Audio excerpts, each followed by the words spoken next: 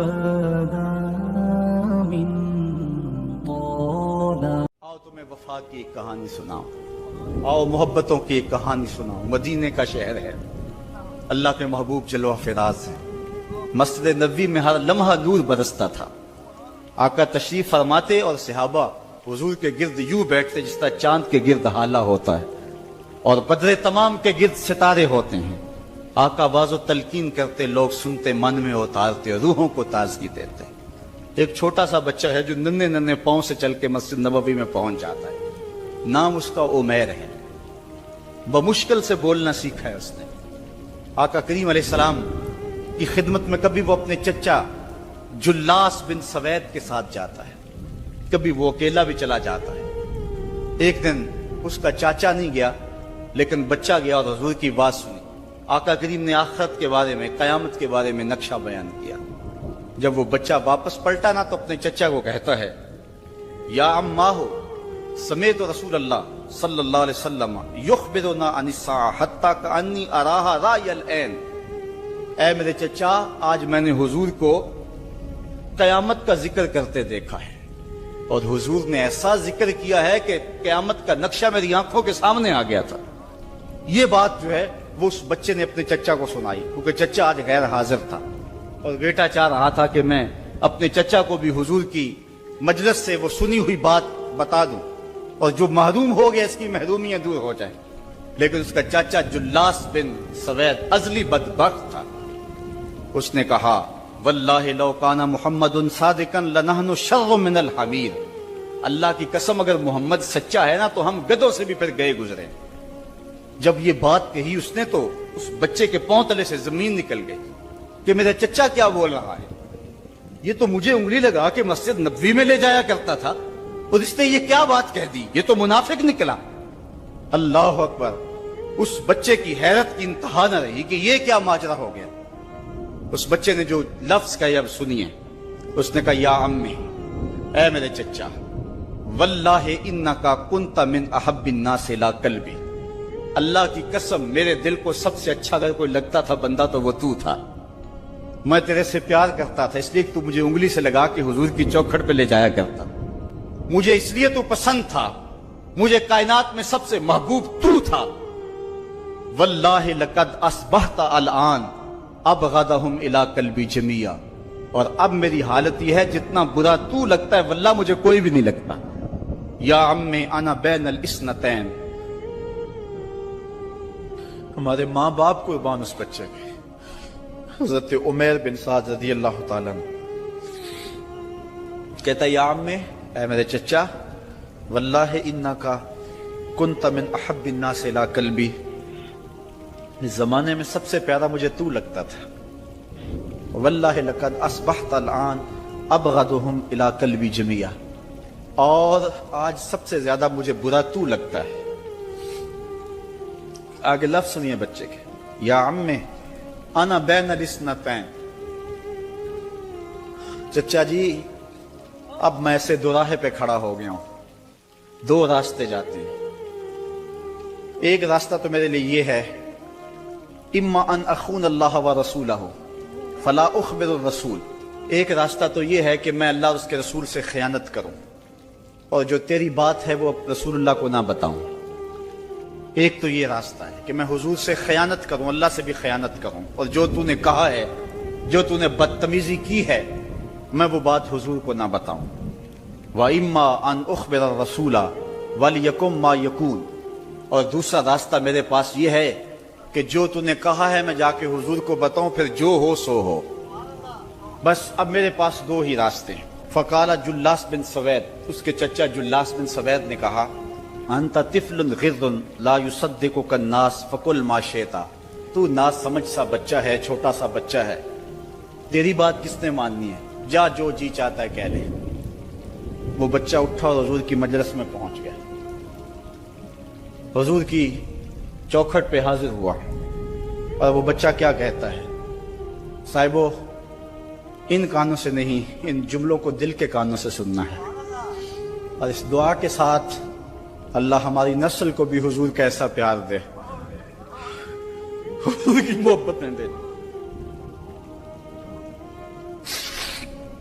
وہ کیا کہتا ہے؟ یا رسول اللہ صلی اللہ علیہ وسلم، الجلاس بن سوید خان اللہ و رسولہ، حضور جلاس بن سوید نے اللہ اور اس کے رسول سے خیانت کی ہے، وہو امی، اور میرا چچا لگتا ہے۔ اگلے لفظ سنیے، وقد تبرأت الی اللہ ثم الیک منہ، حضور میں پہلے اللہ کے حضور پھر آپ کے حضور اس سے بیزاری کا اعلان کرتا ہوں۔ حضور میرا اس سے کوئی تعلق نہیں ہے، میرا اس سے کوئی واسطہ نہیں ہے۔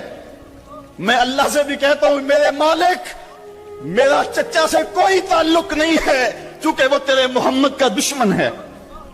حضور میں آپ سے بھی کہتا ہوں کہ میرا میرے چچا سے کوئی تعلق نہیں ہے چونکہ وہ آپ کا دشمن ہے۔ کالا وماذا قال، حضور نے فرمایا بچے اس نے کیا کہا ہے؟ بچے نے ساری کہانی سنا دی کہ میں نے آپ کی تقریر سنی، آپ کی گفتگو سنی اور جا کے بتائی تو اس نے کہا کہ اگر وہ سچے ہیں تو پھر تو ہم گدھوں سے بدتر ہو گئے۔ حضور نے صحابہ کو بلایا، کہا کہ یہ واقعہ پیش آیا ہے، بتاؤ کیا کریں؟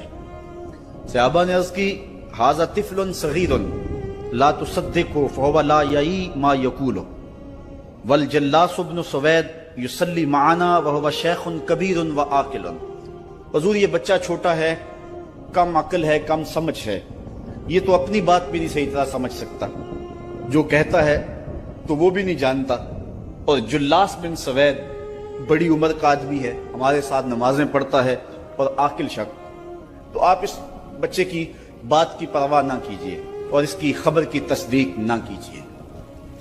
ادھر جلاس بن سوید کو جب پتا چلا تو اس نے بھی قسمیں کھانی شروع کر دی کہ میں نے تو کوئی بات کہی نہیں ہے، ایک چھوٹے سے بچے نے جا کے ویسے ہی بات کر دی۔ تو حضور نے اس بچے کی بات کو نظر انداز کیا صحابہ کے کہنے پہ۔ اب اس بچے نے جب دیکھا کہ میری بات حضور نے قبول نہیں کی ہے تو اس نے جھولی پھیلا لی اور آسمان کی طرف دیکھ کر کے کہا اللہم ان کنت صادقا فصدقنی وان کنت کاذبا فکذبنی، اے اللہ اگر میں جھوٹا ہوں تو مجھے جھوٹا کر دے، اور اگر میں سچا ہوں تو میری سچائی کا اعلان کر دے۔ یہ بچے نے جب بات کی تو ابھی اس نے منہ پہ دعا مانگ کے ہاتھ نہیں پھیرے تھے کہ جبریل آ گئے، اور سورہ توبہ کی آیت نازل ہوئی یحلفون باللہ ما قالوا وَلَقَدْ قَالُوا كَلِمَةَ الْكُفْرِ وَكَفَرُوا بَعْدَ اسْلَامِهِمْ، یہ قسمیں کھاتے ہیں کہ ہم نے یہ بات نہیں کی ہے، محبوب انہوں نے اسلام لانے کے بعد کلمہ کفر بولا ہے، انہوں نے کلمہ کفر بولا ہے، اس نے بات کہی ہے۔ تو اللہ تعالیٰ کے محبوب نے اس بچے کو اپنے پاس بلایا، کہا مرحبا بالذی صدقہ ربہ من فوق سبع سماوات، خوش آمدید وہ بچے جس کی 7 آسمانوں سے اوپر رب نے بھی گواہی دی ہے، جس کی رب نے بھی گواہی دی ہے۔ پھر حضور نے اس بچے کے کان کو پکڑا اور فرمایا وفت اذنک یا غلام وصدقک ربک، بچے تیرے کان نے ٹھیک ہی سنا تھا اور تو وہ ہے جس کی گواہی اور جس کی تصدیق میرے رب نے فرمائی۔ اللہ اکبر۔ حضرت عمر رضی اللہ تعالیٰ عنہ کا دور آیا تو انہوں نے حضرت عمیر بن سعد انصاری رضی اللہ تعالیٰ عنہ کو حمص کا گورنر بنا دیا، اور پھر جب وہ فوت ہوئے تو حضرت عمر روئے، فرماتے کاش کہ میرے پاس عمیر جیسا کوئی دوسرا آدمی ہوتا اور میں مسلمانوں کی محافظت کے لیے اسے مقرر کرتا۔ اللہ اکبر۔ تو حضور علیہ الصلوۃ والسلام کی محبت اور حضور کے ساتھ وفا کا یہ رشتہ اور یہ تعلق اور یہ گہرا ربط اللہ تعالیٰ کی محبت کا بندے کو مستحق کرتا ہے۔ اللہ نے بھری بزم کے اندر اس بچے کو عمیر بن سعد رضی اللہ تعالیٰ عنہ کو جھوٹا نہیں ہونے دیا۔ تو اقبال کہتا ہے کی محمد سے وفا تو نے تو ہم تیرے ہیں، یہ جہاں چیز ہے کیا لوح و قلم تیرے ہیں۔ کسی امیر شخص کا نام ہے کیا بدن کے اوپر پیوند لگے لباس پہننے والے وہ فاقہ مست کیا امراء کی فہرست میں آتے تھے؟ ہمیں تو وہ کہانی بھی اسلام کی غربت کی یاد آتی ہے کہ جب احد کے اندر 70 شہیدوں کے لاشیں پڑے ہوئے ہیں تو حضرت صفیہ حضور کی پھپھی اپنے بھائی حمزہ کے لیے 2 چادریں لے کر کے کفن کی آتی ہے، تو حضور علیہ السلام نے فرمایا کہ جس قبر میں حمزہ کو دفن کیا جائے اسی قبر میں مصعب بن عمیر کو بھی کفن دیا جائے اور دفن کیا جائے، اور کہا میرے چچا کے لیے اس کی جو بہن میری پھپھو جو 2 چادریں لے آئی ہے، کہا ایک چادر ہم مصعب بن عمیر کو دیں گے۔ یہ مصعب بن عمیر کون ہے؟ تاریخ پڑھو، کتنی دل آویز تاریخ ہے۔ مکے میں ایک امیر ترین خاتون ہے جس کے بیٹے کا نام مصعب ہے، اور وہ اپنے بیٹے کو اتنا خوبصورت لباس پہناتی ہے اور اتنے خوبصورت خوشبو اور عطر اس کو لگاتی ہے کہ مصعب بن عمیر جن گلیوں سے گزرتے تھے دیر تک وہ گلیاں مہکتی رہتی تھی۔ لوگ کہتے تھے یہاں سے مصعب گزر کے گیا ہوگا اس لیے یہ گلیاں مہک رہی ہیں۔ اچھا، پھر مصعب پہ نظر پڑتی ہے میرے محمد عربی کی، تو مصعب بن عمیر حضور کی زلفوں کا اسیر ہو جاتا ہے۔ ماں کافرہ ہے، جب پتہ چلتا ہے تو اس کا لباس بھی چھین لیتی ہے، سہولتیں اور آسودگیاں بھی واپس لے لیتی ہے۔ پھر وہ وقت بھی آیا کہ مصعب بن عمیر حبشہ کی جانب ہجرت کر جاتے ہیں۔ مکے کے حالات کچھ تھوڑے سے خوشگوار نظر آئے تو وہ حبشہ سے واپس مکے جب پلٹے تو ان کے بدن پہ جو چادر تھی وہ جگہ جگہ سے پٹی ہوئی تھی۔ میرے آقا کریم علیہ السلام نے دیکھا تو حضور کی آنکھوں میں آنسو ٹپکنے لگے۔ کہا یہ وہی مصعب ہے جو اتنا خوش پوش نوجوان تھا کہ میں نے پورے مکے میں اس سے خوبصورت لباس پہننے والا کوئی دوسرا شخص نہیں دیکھا، اور آج میرے مصعب کو پہننے کے لیے جو چادر میسر ہے وہ بھی جگہ جگہ سے پھٹی ہوئی ہے۔ یہ اسلام کی غربت کی کہانی ہے، اور آج احد میں یہی مصعب بن عمیر شہید ہو جاتے ہیں اور ان کے لیے کفن بھی دستیاب نہیں ہے۔ حضور نے کہا جو میرے چچا کے لیے 2 چادریں لائی ہیں ان میں سے ایک کا کفن مصعب کو دے دو نا، اور دوسری چادر سے کفن میرے چچا کو دے دیا جائے۔ اچھا، حضرت مصعب کے لیے بڑی چادر رکھ دی گئی، اور حضرت امیر حمزہ کے لیے جو چادر تھی وہ چھوٹی تھی، اگر سر ڈھانپتے تھے تو پاؤں ننگے ہو جاتے، اگر پاؤں ڈھانپتے تھے تو سر ننگا ہو جاتا۔ حضور نے فرمایا میرے چچا کا سر ڈھانپ دو اور پاؤں کے اوپر اذخر نامی گھاس ڈال دو۔ میں یہ اسلام کی غربت کی کہانی تمہیں سنا رہا ہوں، جب میرے رسول کے چچا کے لیے پورے کفن کا ٹکڑا بھی دستیاب نہیں تھا، اسلام اس وقت بھی عزت پا گیا تھا، اسلام اس وقت بھی ذلیل نہیں تھا، اسلام اس وقت بھی سربلند تھا، اور اسلام اس وقت بھی عزتوں کی مسند پہ تھا۔ یہ اسلام کا وہ دور ہے کہ جب حضور مسجد نبوی سے باہر نکلتے ہیں تو آگے حضرت عمر و ابو بکر رضی اللہ تعالی عنہما کھڑے ہیں، چہرے کے اوپر عجیب اداسی ہے۔ کہا عمر، ابو بکر اس وقت کیوں کھڑے ہو؟ عرض کی حضور بھوک نے گھر میں ٹکنے نہیں دیا، ہم نے چاہا حضور کا چہرہ دیکھ لیں تو کچھ پیاس بجھ جائے، کچھ بھوک مٹ جائے۔ حضور نے فرمایا میرا حال بھی یہی ہے، جس چیز نے تجھے گھروں سے نکالا ہے وہی چیز مجھے گھر سے نکال لائی ہے۔ چلتے ہوئے حضرت ابو ایوب انصاری کے گھر کے قریب سے گزرے،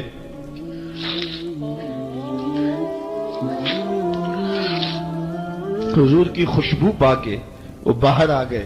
عرض کی بندہ نواز آج میرے مہمان نہیں بنتے؟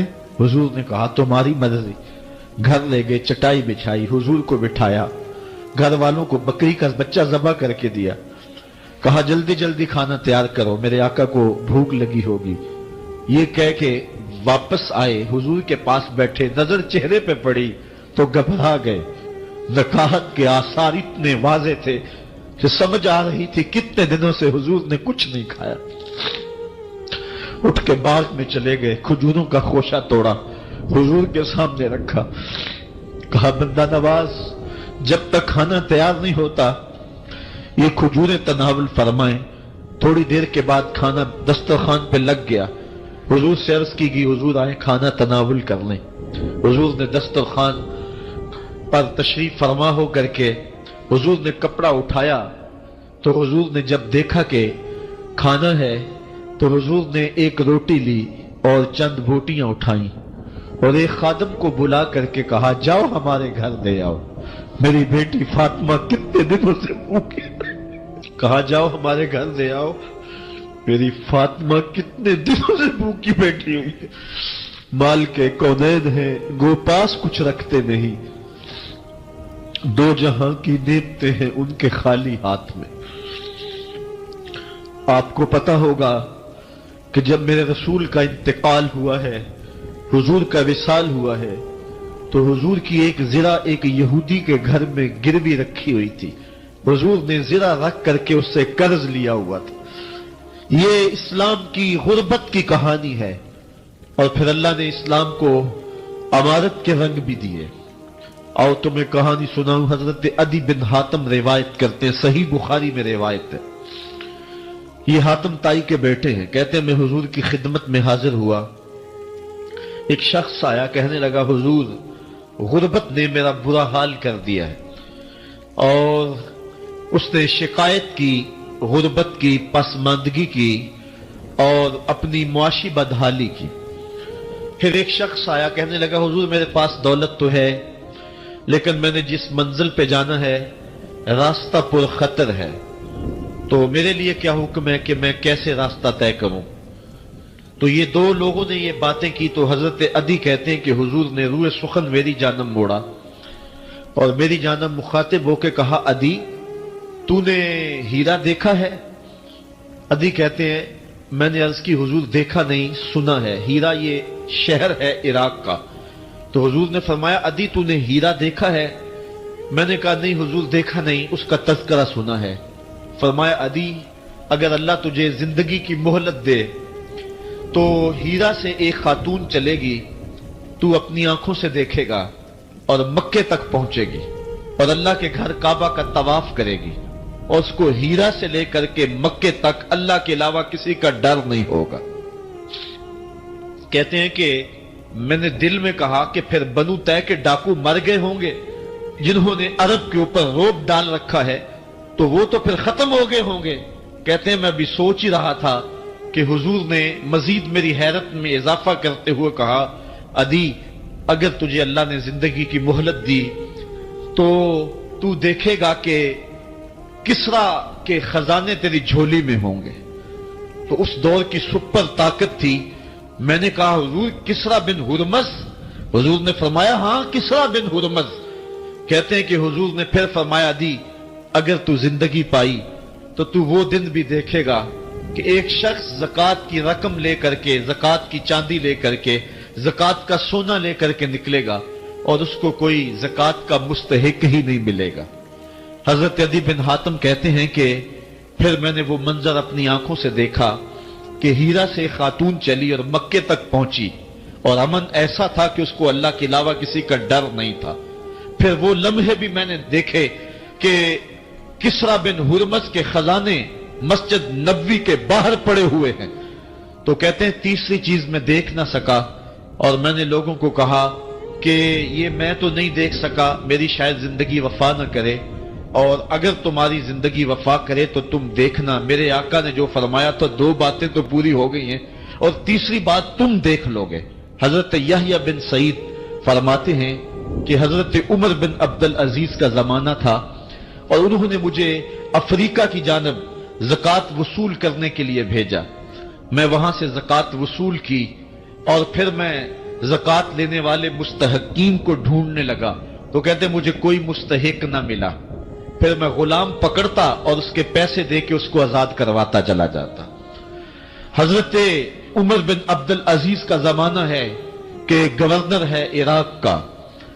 وہ حضرت عمر بن عبدالعزیز کو لکھتا ہے کہ اتنی رقم ہے، اس کا کیا کرنا ہے؟ تو عمر بن عبدالعزیز کہتے ہیں رقم لے کے یہاں نہ آنا، وہاں عراق کے لوگوں میں بانٹ دو، جو زکوٰۃ کے مستحق ہیں ان کو تقسیم کر دو. تو گورنر لکھتا ہے جو مستحق ہے ان کو دے دی، اب کوئی مستحق نہیں رہا تو میں کیا کروں؟ تو حضرت عمر بن عبدالعزیز کہتے ہیں جو مقروض ہیں ان کا قرض اتار دو. تو کہتے ہیں کہ ہاں قرض بھی میں نے اتار دیا ہے، رقم پھر بھی بچ رہی ہے، کیا کروں؟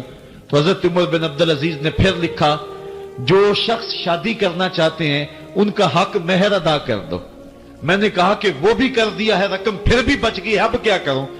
تو حضرت عمر بن عبدالعزیز نے مجھے لکھا کہ جو غیر مسلم ہیں جنہوں نے ٹیکس دیا ہوا ہے، جتنا ٹیکس دیا ہے اس سے دگنے پیسے ان کو قرضے میں دے دو، اور ان کو کہو جاؤ اس کا کاروبار کرو، کھیتی باڑی کرو، اور ساتھ انہیں یہ بھی کہہ دینا قرض کی فکر نہ کرنا، اور زیادہ اس میں پریشان نہ ہونا، جب دے سکو گے دے دینا.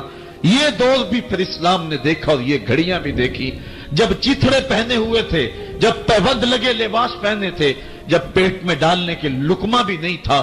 اللہ کا دین اس وقت بھی غالب تھا. اور جب گلیوں کے اندر ریشم بکھرا ہوا ہوتا تھا، کوئی اٹھانے والا نہیں تھا، دین اس وقت بھی غالب تھا.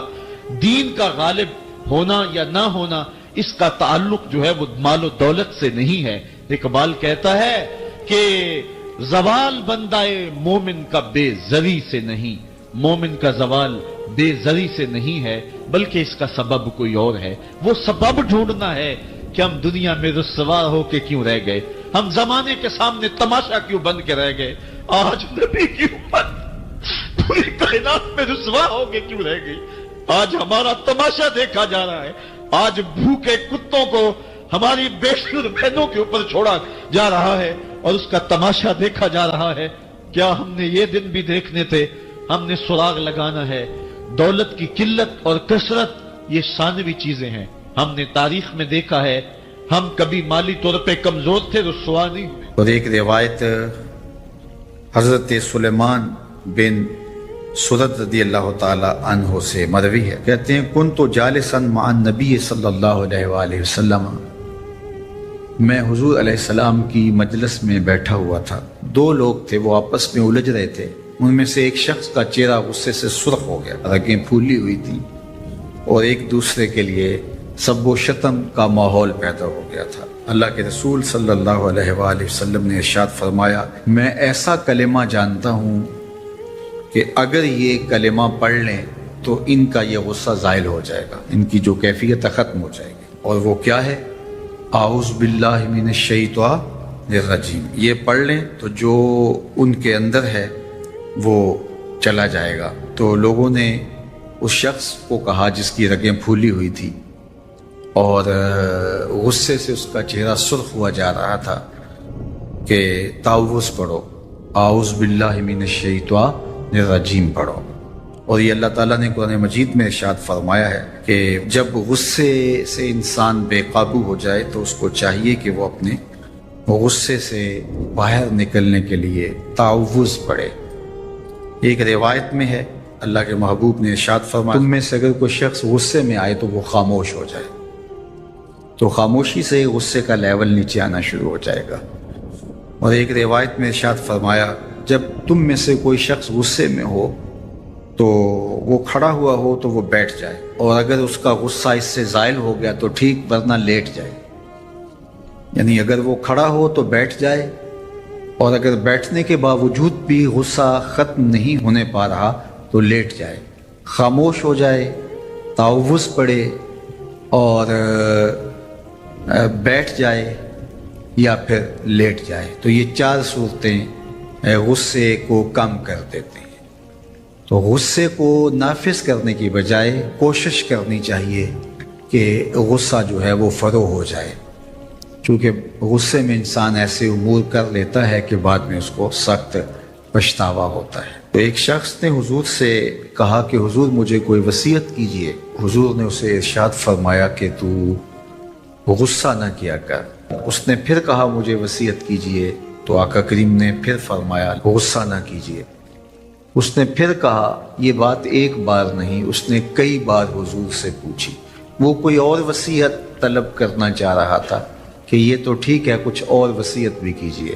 اس سے ایک تو اس شخص کی ذاتی صورتحال ایسی ہوگی، اور دوسری یہ ہے کہ اس نصیحت کی اہمیت کے پیش نظر کہ غصہ جب انسان کو آتا ہے تو وہ مغلوب ہو جاتا ہے اور بہت غلط فیصلے کر بیٹھتا ہے.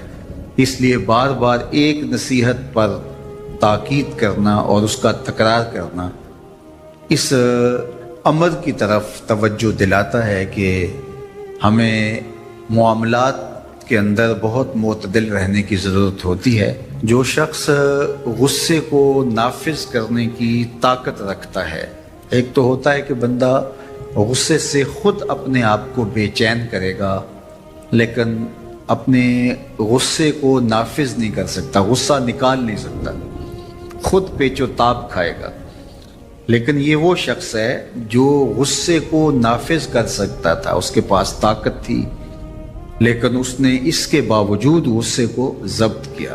حضور علیہ السلام نے ارشاد فرمایا قیامت کے دن اللہ تعالیٰ لوگوں کے سامنے اسے بلائے گا تو اللہ تعالیٰ اسے اختیار دے گا کہ جنت کی حوروں میں سے جس کے ساتھ تم نکاح کرنا چاہتے ہو، جس کے ساتھ تم رہنا چاہتے ہو، تمہیں اس کا اختیار دیا گیا ہے، اس لیے کہ تم نے اپنے غصے کو ضبط کیا، اس کو نافذ کرنے کی طاقت کی۔ یہ بھی ہوتا ہے کہ کسی کو کسی عمل خیر کی توفیق ہو جاتی ہے تو وہ اس پر اللہ کا شکر کرنے کی بجائے دوسرے لوگوں کو جو فی الحال اس توفیق سے محروم ہیں حقارت کی نظر سے دیکھنا شروع کر دیتا ہے۔ بعض اوقات کسی کو نماز پڑھنے کی توفیق مل گئی تو وہ بے نمازیوں کو حقارت کی نظر سے دیکھنا شروع کر دیتا ہے، تو یہ اس کے عمل کا عجب اس کے عمل کو برباد کر دیتا ہے۔ اگر اللہ نے آپ کو خیر کی توفیق عطا کی تو آپ ان لوگوں کو خیر کی طرف لانے کی کوشش میں لگ جائیں جو خیر کی راہ پہ نہیں ہیں۔ بے نمازیوں کو نماز کا عادی بنانے کے لیے آپ کی جد و جہد شروع ہو جانی چاہیے کہ یہ خیر مجھے نصیب ہوا تو اس کو بھی نصیب ہو جائے، نہ یہ کہ آپ کسی کو حقارت کی نظر سے دیکھیں اور خود پسندی کے مرض میں مبتلا ہو جائیں کہ دیکھو میں نمازی ہوں اور میرے پاس یہ ہے اور فلاں کے پاس یہ نہیں ہے۔ تو اس پر اللہ کا شکر ادا ضرور کیجئے کہ اللہ نے مجھے توفیق عطا کی، لیکن کسی کو حقیر جاننے کی بجائے اس کو خیر کی راہ پہ لانے کی کوشش کریں، تو یہ آپ کے صالح اعمال کی قبولیت کا ذریعہ بن جائے گا۔ نہیں تو اگر ریا شامل ہو گئی تو عمل برباد، اگر تکبر آ گیا تو اللہ کو تو پسند ہی نہیں ہے، اگر عجب پیدا ہو گیا تو عمل کا نتیجہ آپ کو نصیب بھی نہیں ہو سکے گا۔ اس لیے عمل خالص ہو، صرف رضائے الہی کے لیے ہو، وہ عمل مرد نے کیا ہے یا عورت نے کیا ہے اس سے غرض نہیں ہے، شرط ہے کہ ایمان کے ساتھ اس نے صالح اعمال کا ذخیرہ جمع کیا ہے تو اس کو اللہ تعالیٰ جل شانہ ستھری، پاکیزہ، مطمئن اور خوبصورت زندگی عطا کرتا۔ اب وہ خوبصورت زندگی حیات طیبہ کیا ہے تو سنیے، حضرت سعید بن جبیر رضی اللہ تعالیٰ عنہ فرماتے ہیں کہ حیات طیبہ سے مراد الرزق الحلال ہے۔ اللہ جل شانہ جس کو پاکیزہ اور ستھری زندگی عطا کرتا ہے اس کو رزق حلال عطا کرتا ہے۔ حلال رزق کا نصیب ہو جانا ایک خوبصورت زندگی کا نصیب ہو جانا ہے، کیونکہ حلال میں طمانیت رکھی گئی ہے۔ ایک شخص جتنا بھی حرام رزق اکٹھا کر لے اس کو اس سے طمانیت باطن، سرور باطن نصیب نہیں ہو سکتا، اس کے اندر اطمینان اور قرار نہیں آ سکتا، کیونکہ حرام میں یہ ہے ہی نہیں۔ تو حلال تھوڑا بھی مل جائے لیکن وہ حلال وہ باطن کی طمانیت کا سبب ہے، اندر کی روشنی کا ذریعہ ہے، اور ایک سرشار، مطمئن، خوبصورت اور خوشگوار زندگی کی ضمانت ہوتی ہے رزق حلال۔ اللہ ہم سب کو اپنی جناب سے رزق حلال ہی نصیب کرے، اور اگر ہم سچے دل سے یہ عہد کر لیتے ہیں کہ اللہ ساری زندگی تو ہمیں رزق حلال ہی دینا اور ہم بھی ساری زندگی حرام کے ایک لقمے سے بھی اپنے آپ کو محفوظ کریں گے، اللہ آپ کے لیے حلال کے راستے کشادہ کر دے گا۔